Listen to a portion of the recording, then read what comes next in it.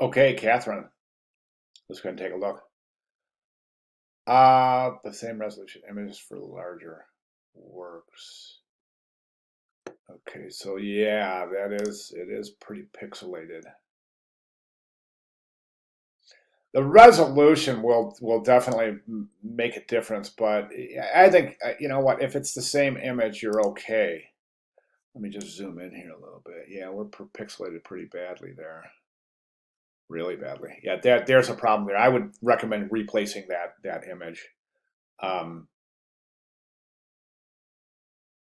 or finding a new image. Is that a 300 ppi image to start with? Let's get that down first. Let's make sure that's a 300 ppi image. Okay, so we've got. Let's see something here.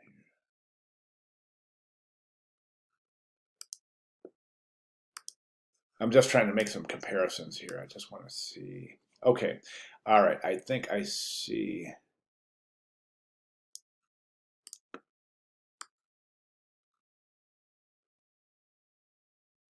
All right, now a few comments. Let's go ahead. I just was just to check on some last minute things here. Let's start with the poster. Okay, so the poster I think looks pretty good. You've definitely got this kind of confectioner feel, no question, with the color and the images, kind of a dreamlike state of Candyland where everything is sweet and sugary. And I'm feeling that. I'm getting that in all the pieces without question. So really great job with your color palette. I think the color palette's a home run all day long. Good job. One thing I noticed is your type treatment is different. Okay, so see how Candyland is kind of offset. The ends smaller, the ends are smaller. But over here, this one's different. So you definitely want to use the exact same type treatment in each piece.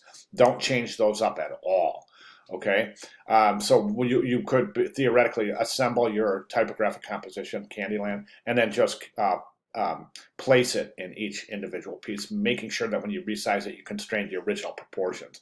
Okay, so we have Candyland, A Sweet Retreat. That's fantastic. I think this is a good complementary typeface too. So I think all of your choices are excellent. So as far as layout goes, one thing I would recommend is this is you've got headline, subhead, but contact information doesn't belong in terms of proximity. They're not really related. Okay, so you have headline, subhead, but you have contact information would be something different. All right, so we don't want to place them so closely in the same composition.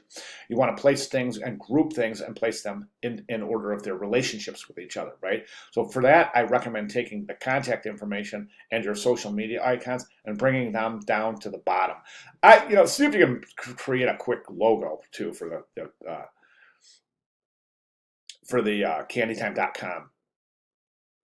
And you may even reconsider your social media icons in the poster. Actually, it'd be okay on the poster. Um, but not on the billboard. And I'll tell you why. Even the poster, it's a little bit of overkill. I mean, you got the contact information. These icons are basically great for the banner because you know that if you click the icon, you're going to go to their Facebook page or their social media page, right? But that doesn't quite work right here. But you're letting the viewer know that there's a social media page available, but there's no address for it. So it's kind of I'm not going to say it's not as pertinent as it could be. So I don't think including the social media icons in the print pieces are as relevant as they are including them in the banner ad. Okay, as far as the contract information goes, this area right here, what I would do down here is I would place it at the bottom of the poster. Now it's going to be a real problem because that's a very, very busy area. What I would do is I would select an area out of here, one of these pinks or blues or one color out of here, sample with your color tool, and then run a gradient so that we're let's say it's this pink right here, so it's solid pink right up to about here, and then it gradates into transparency, so it just gradiates right into the image, creating a more of a solid area on the bottom. Then you can just place your contact information, use a white or a lighter color, place your contact information and your logo down there. You can do the same thing for the other pieces as well. Let's go ahead and take a look at the billboard. Now the billboard, yes, again, you don't really have to include the social media icons on the billboard itself. Let me just reduce the size of that, get it in the window.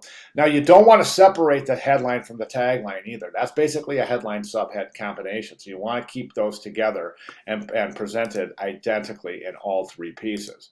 Do you see what I'm saying? So we'll kind of recompose that. Now it's going to be difficult to place that over here because you have the color background that's going to impede with the readability. So what I would do is just take this whole color background, move it down in the composition to create more white space up here where you can place sweep retreat. Then you can do the same kind of gradient thing at the bottom, maybe even just like this area right here. And there you can place your phone number and your contact information, which you definitely need. Definitely need that www.candytime.com with the phone number in here with the logo if you elect to make a logo. The other option there, if you don't like the idea about a gradient, again, is move this down, Candyland, with the subhead here, and then place your contact information up in this corner. That brings us to the banner.